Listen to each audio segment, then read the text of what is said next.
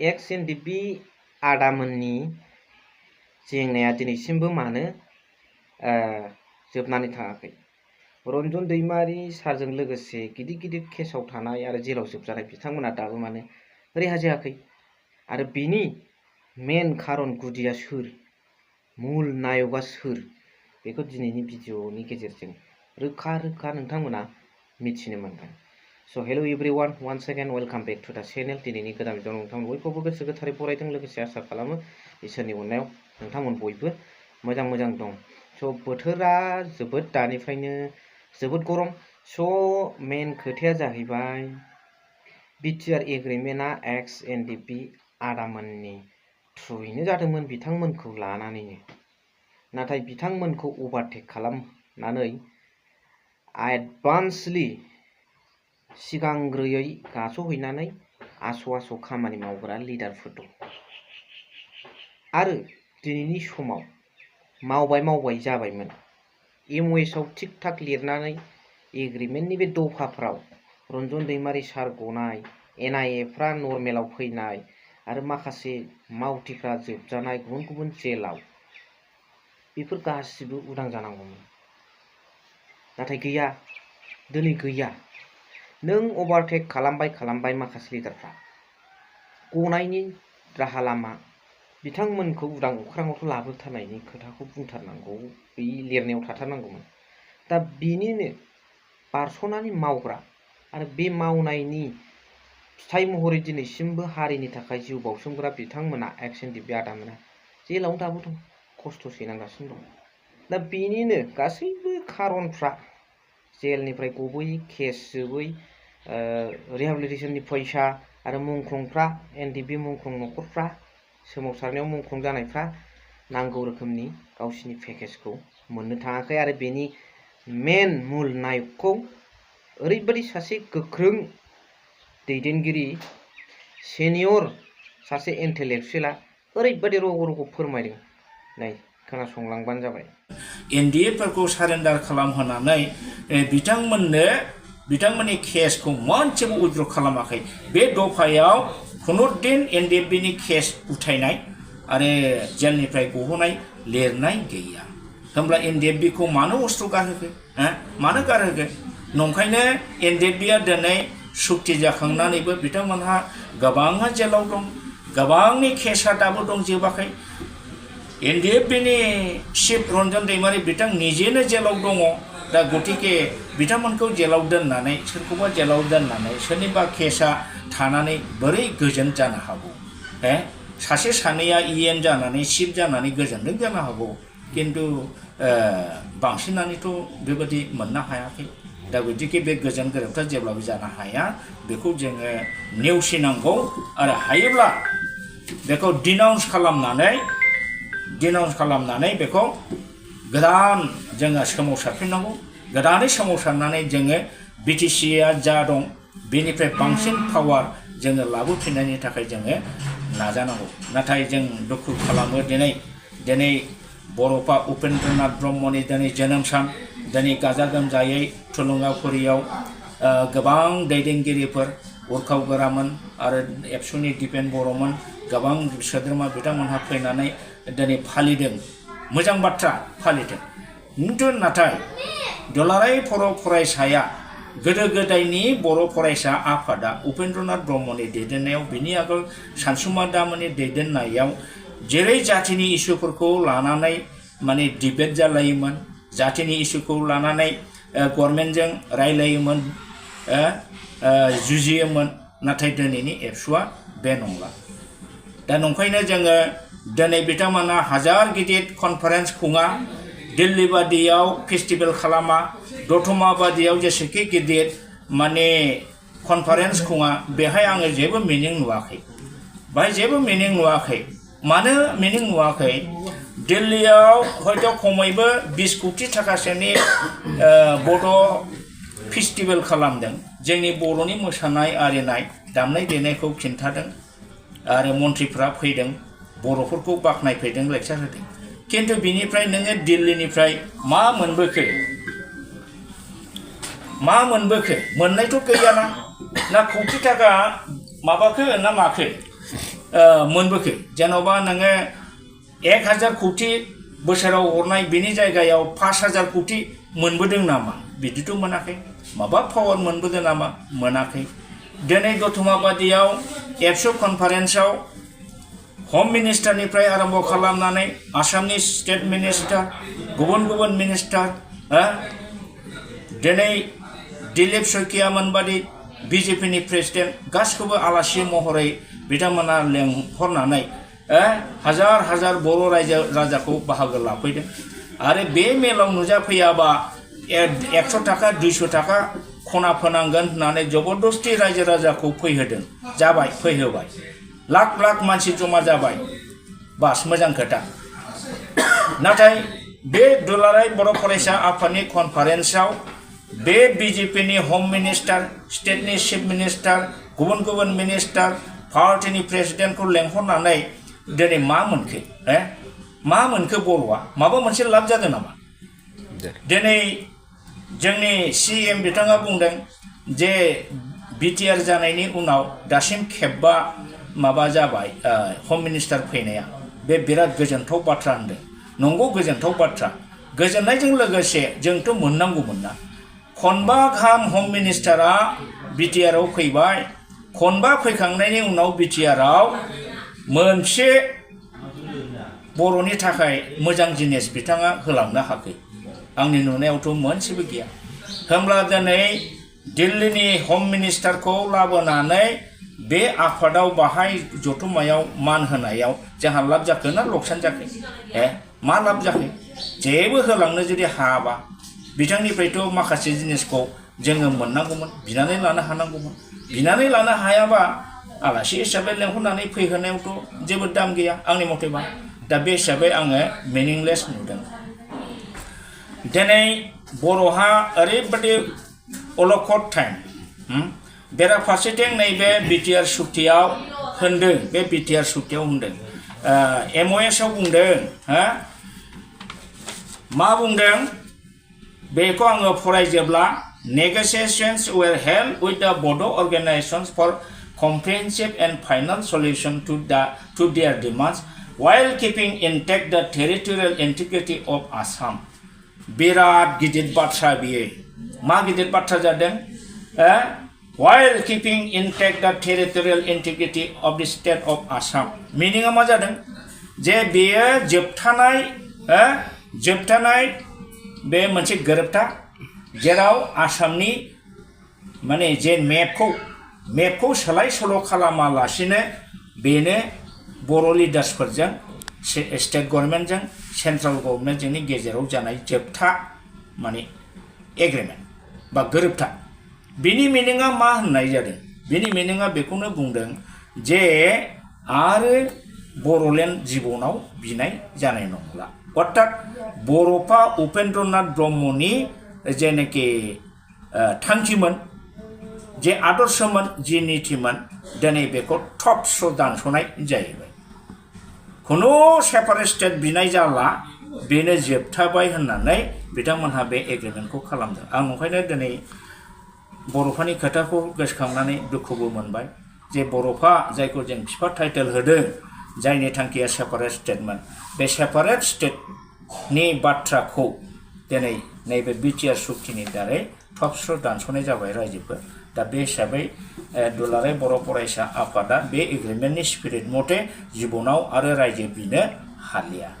दा बिदि जाबायबा आं बुंगोन बर'फा उपेन्द्रनाथनि ब्रह्मनि आदर्श नीति बिनि बेखौ दानस'जोबनाय फोजोबनाय जाबाय बे जों बेखौसो दा नुदों दिनै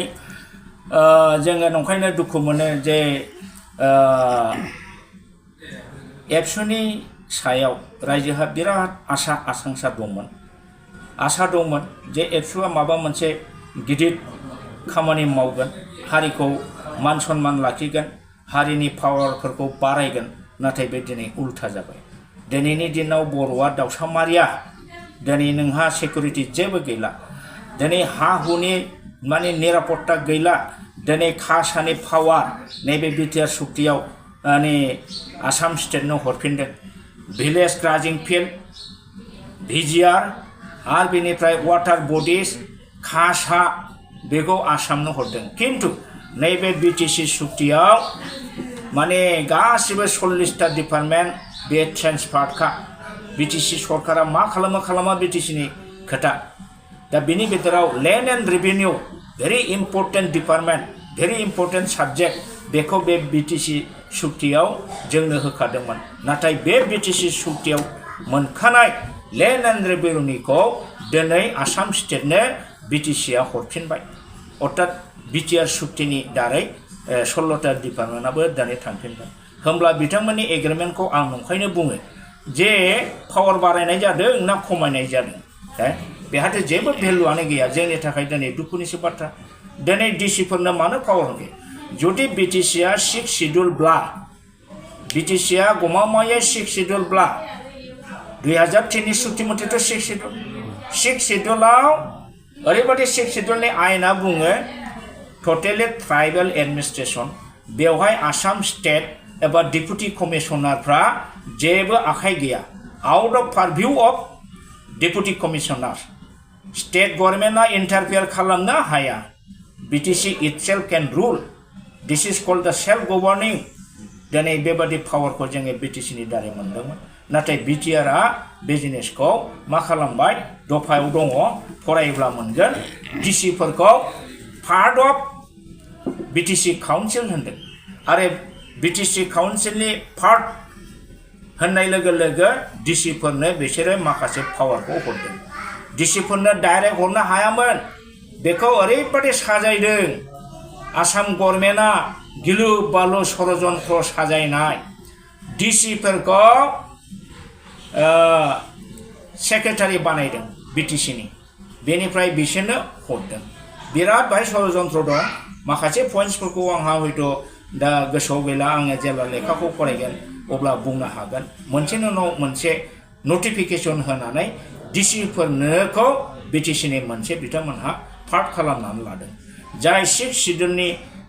स्पिरिट मथे डिसिफ्रा खुनु पावार गैया दिनै जुबा जोङो बे बिटिआरनि मथे बे एग्रिमेन्ट मथे डिसि आर द चेयारमेन अफ अल डेभेलपमेन्टेल वार्ड बे सोदोबासो दं माने डिसिफ्रानो गासिबो बिटिसिनि डेभेलपमेन्टेल स्किमनि चेयारमेन बासिनायनि ग्रेन्ट होनायनि चेयारमेन जाय बाथ्रायानाखि 6 शिड्युल एडमिनिस्ट्रेशननि एकदम उल्था नंखाय गासिबो उल्था जाजोब्बाय रायजोफोर गासिबो उल्था जाजोब्बाय दिनै दिपेन बर'आ बिजेपिनि हम मिनिस्टार बिजेपिनि चिफ मिनिस्टार आरो गुबुन गुबुन मिनिस्टारफोरखौ लाबोनायाव जों बारा सिन्था खालामामोन हेडाक गैया लाबोथों जुदि बिथांमोनखौ लाबोनानै बर' जाथिनि माबा मोनसे गिदिर गेन जायोबा बर' जाथिया माबा मोनसे मोजां फिथाइ मोनोब्ला जोङो बुंनाङा नंखायनो आं दिनै बर'फोरनि जोनोम सानाव बिथां दिपेन बर'खौ आं खावलायगोन जे नोंथाङा बिजेपिजों लोगो जा बिजेपिनि एजेन्ट बादि खामानि माव बिजेपिनि मन्त्रि मल्लाखौ जोंनि एबसुनि कनफारेन्सआव मान हो जोंहा बुंनांगौ गैया खालि नोंथाङा मोनसेल' खामानि माव बिथांमोननि थ्रुयै बिथांमोननि एमपि एमएलए मिनिस्टारफोरनि दारै सेपारेट स्टेट बादि बिटिसिनि पावारखौ बिटिआरनि पावारखौ बारायहो बिटिआरनि एरियाखौ बारायहो बिटिआरनि स्टेटासखौ बारायहो अब्ला जोंहा बुंनांगौ गैया इभेन दा स्मलार स्टेट बानायनायनि सेन्ट्रेल गभर्नमेन्टआ पलिसि लादों होननानै जों खोनादों जेरै दा मिथिला स्टेट मोनगोन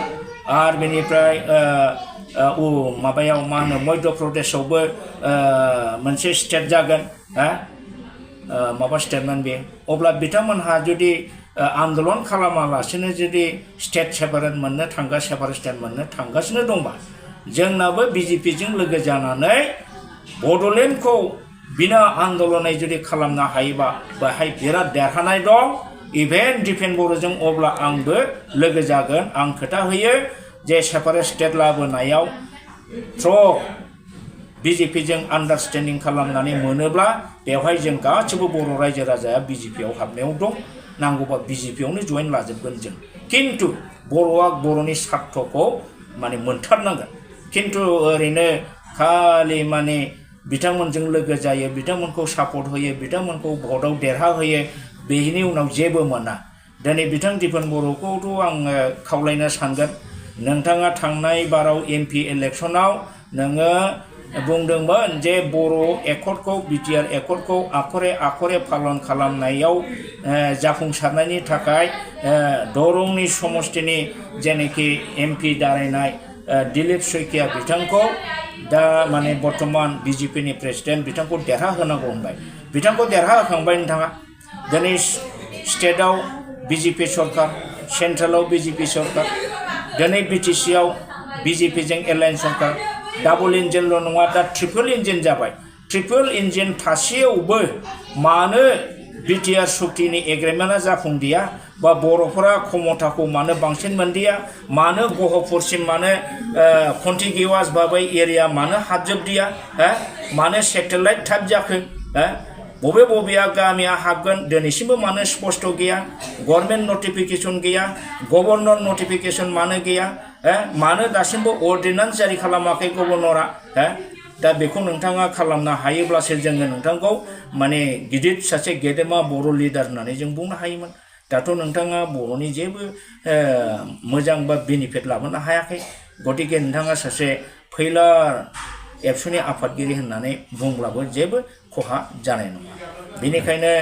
दिनै बर'फानि जोनोम सान आं सानदों बर'फानि जोनोम सानाव बर'फानि उद्देश्य बिनि आदर्श नीतिखौ नोंथांमोनहा सावरायनांगौ बिनि आदर्शआनो नीतियानो बा मेइन एम्स एन्ड अबजेक्टिभआनो सेपारेट स्टेट बिनायमोन नाथाय नोंथांमोनहा बेखौ बिटिआर सुक्तिनि MOSआवनो थल थप दानस'नानै गारबाय होमबा दिनै बर'फा उपेननि आदर्श नीतिजों जों मावगासिनो दं होननाय मिनिङा बहा थाङो दिपेन नोंथां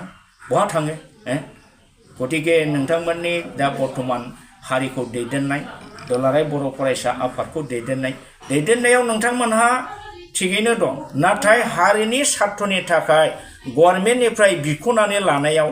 गाबख'नानै लानायाव नोंथांमोनहा फैलार जाहैबाय नोंथांमोनखौल' नङा आं बुंबावगोन बर'नि जेसेबां दा बर्तमान लिडार दङ लिडार होननानै बुंबा बाहाय MLA MP EMफोर गोलैबाय बा गुबुन गुबुन पार्टी वार्कारफोर थाबाय गासिबो पार्टीनि लिडारानो बुंनो थांब्ला दा माने गभर्नमेन्टनि येसमेन जानानै थाजोब्बाय जाय येसमेन जानाय क्वालिटिया बर' हारिनि थाखाय बिराद खहा दं अजस्र खहा दं आरो येस जायोबाबो जोंनि स्वार्थखौ बिनानै लानायाव खहा गैया नाथाय नोंथांमोनहाथ' बिख'नानै गाबख'नानै लानायावथ' गैया बहाथो हाखो नोंथांमोनहा गतिके बेफोरबादिखौ सानोब्ला जोंनि नायल' जाल' मोनसेल' गोग्गोम हारिनि सिनस्रि आफाद दुलाराय बर' फरायसा आफाद होननानै बुंबा जोङो देरगानाय मोनोमोन नाथाय दिनैनि दिनाव दुलाराय बर' फरायसा आफाद होननानै बुङोबा जोङो बिराद दुर्बल आफाद गोथै आफाद निरस आफाद रस गैयै आफाद बादि जोङो मोनलायलांबाय दा बेखौ मानो मोनदांखो जोङो गोसोआव बेयो जाहैदों दुलाराय बर' फरायसा आफादा जाथिनि स्वार्थनि थाखाय फंसेबो बाथ्रा बुंनो हायैनि थाखाय गभर्नमेन्टनिफ्राय मोनसेबो बिख'नानै लानो हायैनि थाखायनो जोङो दुलाराय बर' फरायसा आफादखौ मोनसे लोरबां फरायसा आफाद नोंथांमोना खोनानो मोनदों जोबनायाव कमेन्ट्स हरबानो जाबाय आं कमेन्ट्सखौ नेगोन स थेंक इउ भेरि माच फर वाचिं